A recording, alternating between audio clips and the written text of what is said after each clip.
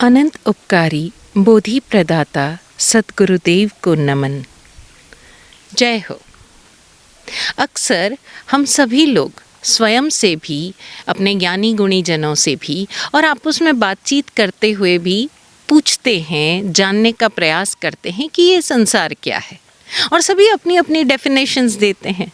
कोई कहता है कि संसार का नाम ही दुख है, संसार का दूसरा नाम ही दुख है, या दुख का दूसरा नाम संसार है। कोई इस संसार को सुख की खान कहता है, कोई कहता है कि रिश्ते हैं तो संसार है। कई लोग जो वो मातृ पितृ भक्त होते हैं वो कहते हैं कि बस माता पिता के चरणों में ही पूरा संसार है। सभी की अपनी अपनी व्याख्याएं हैं।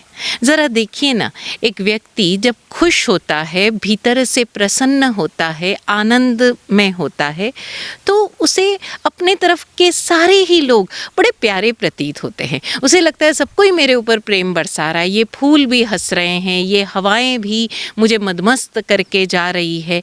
यहाँ तक कि बारिश भी अगर गिर रही है या बारिश भी हो रही है तो उसे लगता है वाह, बारिश हो रही है, अब तो धरती फिर नए फूल खिलाएगी, फिर अन्न उपजाएगी, और उसे चारों तरफ का संसार सुखी ही सुखी प्रतीत होता है। वहीं जब व्यक्ति ज़रा सा अनमना होता है, अन्मयस्क होता है, आहत होता है, पीड़ित होता है, द्रवित होता है, तो उसे लगता है चांद भी रो रहा है। देखो ना, आज तो चांद भी रो रहा है। अब वो पूर्णिमा का चांद भी उसे रोता हुआ नज़र आ जाएगा। उसे हवाएं भी ऐसा लगेगी जैसे मानो कि उसको सांत्वना देकर जा रही हो। बारिश गिरेगी तो उसे लगेगा कि बादल रो रहे हैं, ये पूरा संसार उसके दुख में दुखी हो गया है। यानी जैसा व्यक्ति अपने भीतर देखता है, जानता है, महसूस करता है, वैसा ही उसे संसार प्रतीत होता है। तो फिर संसार है क्या? जब जब हम ज्ञानी गुणी जनों से ये प्रश्न पूछते हैं तो वो कहते हैं ये संसार तो माया है। Everything is an illusion, this whatever you are seeing it is an illusion. यानी आप जो कुछ जैसा देख रहे हो वैसा नहीं देख रहे हो, आप अपने मन की आँखों से, अपने कल्पनाओं की आँखों से देख रहे हो और वही आपको लगता है। और इसीलिए कई बार कुछ लोग इसमें इतना रच बस जाते हैं कि वो लोग वो चीज़ें भी देख पाते हैं जो होती ही नहीं हैं। उन्हें अपने मन में चल रहा जो उनका अपना संसार है वही अपने चारों तरफ दिखाई देता है, और यही एक मनोरोग का रूप धारण कर लेता है। आप किसी भी साइकियाट्रिस्ट के पास, साइकोलॉजिस्ट के पास जाएंगे, या आजकल जैसे एक चलन चल पड़ा है कि हर कोई काउंसलर के पास जा रहा है। और वो क्यों जा रहा है? क्योंकि उसके भीतर का जो संसार है वो उस बाहर के संसार से मेल ही नहीं खा रहा है। और कई बार तो ये इतने ज़्यादा व्यक्ति एक हैलुसिनेशन में जीता है कि एक काउंसलर, एक साइकियाट्रिस्ट भी उसे ठीक नहीं कर पाता। और यही कारण है कि आज जितना जितना विज्ञान तरक्की कर रहा है उतने ही ज़्यादा मनोरोगी बढ़ रहे हैं। और इस मनोरोग का अगर देखा जाए, मूल में सभी मनोरोगों का एक ही कारण है कि व्यक्ति सत्य को नहीं देख पा रहा, यथार्थ को नहीं देख पा रहा, हकीकत को नहीं देख पा रहा। अब प्रश्न उठता है कि फिर ये संसार है क्या? पूज्य विराट गुरुदेव से किसी ने एक बार पूछा कि गुरुदेव ये संसार क्या है? तो उन्होंने बड़ा छोटा सा एक लाइन में जवाब दिया, एक पंक्ति में जवाब दिया, हकीकत की कल्पनाओं से मिलने की तड़प व न मिल पाने की कुंठा। इन दो पंक्तियों में, या कहूँ इन दो आधी आधी पंक्तियों में, इस एक संपूर्ण पंक्ति में गुरुदेव ने हमें संसार की परिभाषा भी दे दी और इस संसार से मुक्त होने का उपाय भी दे दिया। किस तरह हम इस संसार में रहते हुए भी इस संसार से मुक्त होकर जी सके। गुरुदेव कह रहे हैं कि हकीकत की कल्पनाओं से मिल पाने की तड़प, हम यही तो चाहते हैं। हमारे मन की भूमि पर हमारे माँ को कैसा होना चाहिए, हमारे दोस्त को कैसा होना चाहिए, हमारे लाइफ पार्टनर को कैसा होना चाहिए, या जैसे किसी को नौकरी करनी है तो मेरा बॉस कैसा होगा, मुझे कैसी नौकरी मिलेगी, मुझे कितनी सैलरी मिलेगी, उस सैलरी को मैं कैसे खर्च करूँगा, कैसा घर लूँगा। ये सब हमारे इस मेंटल ग्राउंड पर है। और ये जो हमारे इस मानसिक मनोभूमि पर है, हम चाहते हैं कि किसी तरह से वो जो मानसिक मनोभूमि पर हमने एक संसार सजाया है वो हकीकत में हो जाए, और इसीलिए आदमी भागता रहता है, दौड़ता रहता है। यही कारण है कि व्यक्ति सुबह से लेकर शाम तक दौड़ता है। अब ज़रा हम गौर करें कि जब हमारे भीतर हमने इस संसार की कल्पना की, राइट, इस मानसिक मनोभूमि पर हमने ये फ्रेमवर्क, ये एक पूरा सो कॉल्ड एक वीडियो इमेजिन किया, एक पूरी फिल्म इमेजिन की, उसमें तो लगे हमें कुछ क्षण। मैं इस तरह से इंटरव्यू दूंगा, मुझे इतनी सैलरी मिलेगी, बॉस मुझे ऐसा मिलेगा, फिर मैं ऐसा काम करूंगा और मेरा बैंक बैलेंस में ऐसे सैलरी आएगी, इस सैलरी को मैं इस तरह से खर्च करूंगा, और ऐसे ही हमने ये एक पूरा कर लिया। इसमें तो लगे मात्र कुछ क्षण, राइट। लेकिन जब ये चीज़ हकीकत में आएगी तो भैया आपको इंटरव्यू फेस करना पड़ेगा। उस इंटरव्यू के बहुत सारे राउंड्स होंगे।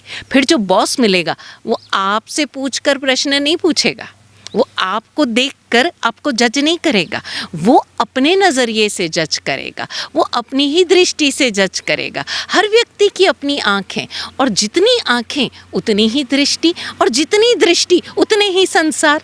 फिर आपका संसार और उसका संसार मिल जाए ये तो हो नहीं सकता। लेकिन आपके भीतर तो तड़प है ना कि जो मैंने अपनी मानसिक मनोभूमि पर उस संसार की कल्पना की है वो हकीकत में उतर के आ जाए।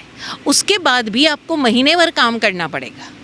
महीने भर आपके पास अलग अलग रिस्पॉन्सिबिलिटीज़ आएगी, प्रोफेशनल रिस्पॉन्सिबिलिटीज़, प्रोफेशनल प्रोफाइल है आपका एक, वो पूरा करने के बाद वो जज भी तो होगा।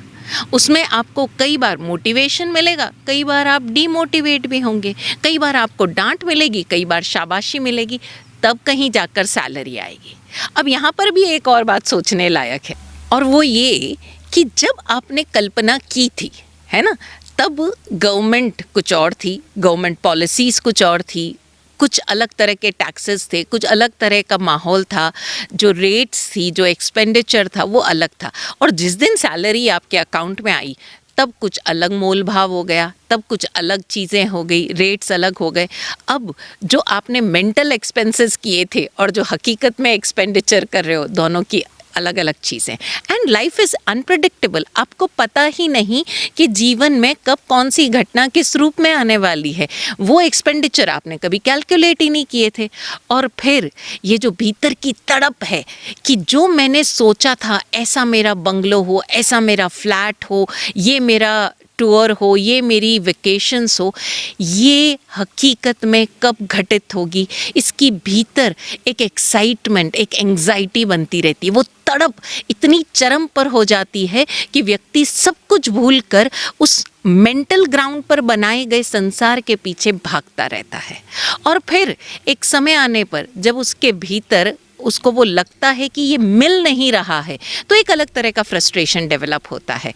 अब ये तड़प और ये फ्रस्ट्रेशन, कई बार ऐसा लगता है कि आज वर्तमान में इस आधुनिक युग में जो एक युवा पीढ़ी है, या युवा पीढ़ी छोड़कर मैं उसे कहूँगी कि ऐसे लोग जो professionally they are trying to earn, वो इस दौड़ में ही भरे पड़े हैं, इस दौड़ में ही दौड़ रहे हैं कि कब हमारा वो जो मेंटल फ्रेम है, वो जो मेंटल फिल्म है, वो कब हकीकत में कन्वर्ट होगी। और इस कन्वर्जन में वो वर्तमान को जीना ही भूल जाते हैं। जो वर्तमान में संसार उनके आसपास है, उसके प्रति ना वो आभारी हो पाते हैं, ना उसका आनंद उठा पाते हैं। और आनंद और आभार के अलावा वो उसके प्रति शिकायती होते रहते हैं। उसके प्रति अपेक्षाओं का भरमार इतना बढ़ता चला जाता है कि इस पूरी रसाकशी में व्यक्ति तनावग्रस्त होता रहता है। तो अब इसका उत्तर क्या? उत्तर भी गुरुदेव की इसी लाइन में छुपा है कि हकीकत हकीकत है, कल्पना कल्पना है। अगर हम कल्पना को वाकई कल्पना की तरह देखें कि ये एक ओस की बूंद की तरह है जो दिखने में बड़ी सुंदर लग रही है, उसे देखें, प्रकृति का आभार माने और फिर भूल जाएं। लेकिन वो ओस की बूंद टिकी रहे पूरे दिन और उस ओस की बूंद से आपके मन का समंदर भर जाए, ये कल्पना ही बेकार है। ये कल्पना ही बेकार है। उस ओस की बूंद पर अटके रहने की बजाय, उस भ्रमणा में अटके रहने की बजाय, जो हकीकत हमारे सामने है हम उसका लुत्फ़ उठाएं, उसके प्रति आभारी बने। और जैसे जैसे हम आभारी होते जाएंगे हमें समझ में आएगा कि हमारी दृष्टि में सारे आवरण धीरे धीरे हट रहे हैं। ऐसा नहीं है कि आज आपने अपने मन में ये संकल्प कर लिया कि मैं इमेजिनेशंस, कल्पनाओं में, इल्यूजन्स में नहीं जीऊँगा, मैं हकीकत को हकीकत की तरह देखूँगा। तो कई बार ये भी होता है कि जब आप हकीकत को हकीकत की तरह देखते हो तो मन में कसैलापन आ जाता है, एक कड़वाहट आ जाती है, क्योंकि हमारी दृष्टि अगर लोगों की अच्छाइयाँ देख रही है तो बुराइयाँ भी देख रही है। और कई बार तो ये होता है कि एक बार दृष्टि बुराइयों पर जाकर टिकी तो उसका प्रभाव ज़्यादा गहरा होता है। आमतौर पर अमूमन हमने देखा है कि व्यक्ति पूरी सफ़ेद चादर को नहीं देखेगा, उसकी दृष्टि बार बार जाकर उस पर लगे हुए उसे एक दाग पर ही टिकेगी। लेकिन जो पूरी चादर सफ़ेद है, पूरी चादर जो इतनी प्यारी लग रही है, उस पर ध्यान नहीं जाएगा, लेकिन जो एक कमी है वो बार बार खटकेगी। अब ये हमारा डिसीजन है, ये हमारा निर्णय है, ये हमारे मन का संतुलन है कि हम अपनी दृष्टि को किस तरफ मोड़ें, किस दृष्टि से इस संसार को देखें।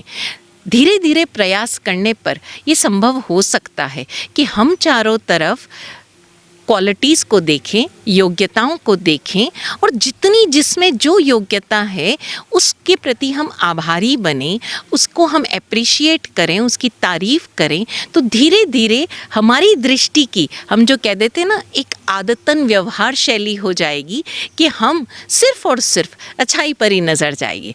और अच्छाई किसको खुश नहीं करती।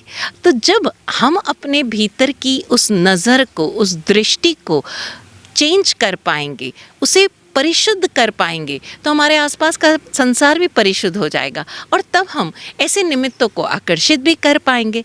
तो अगेन फिर आज से जब हम इस संसार के बारे में कुछ भी बोलना शुरू करें तो इस पंक्ति को याद रखें कि हमारा संसार कैसा है। क्या हमारे भीतर अब भी हकीकत की कल्पनाओं से मिलने की तड़प है और न मिल पाने पर हम कुंठित, शिकायती और फ्रस्ट्रेटेड होते हैं, या हम हकीकत को हकीकत की तरह देखते हैं और कल्पना को कल्पना की तरह। ये भेद हमें समझ में आ गया तो फिर हमारे सारे तनाव धीरे धीरे हमारी ज़िंदगी से गायब हो जाएंगे। और जब ज़िंदगी तनावग्रस्त रहेगी ही नहीं, जब ज़िंदगी तनाव के शिकंजे से निकलकर मुक्त होकर नज़र दौड़ाएगी तो चारों तरफ इस प्रकृति के हज़ारों लाखों रंग हमें नज़र आएंगे और हर रंग हमारे भीतर को और अधिक खुशनुमा बनाता चला जाएगा। हम अपनी इस दृष्टि को परिशुद्ध कर पाएं, सद्गुरुदेव से यही सद्भावना। ओम शांति।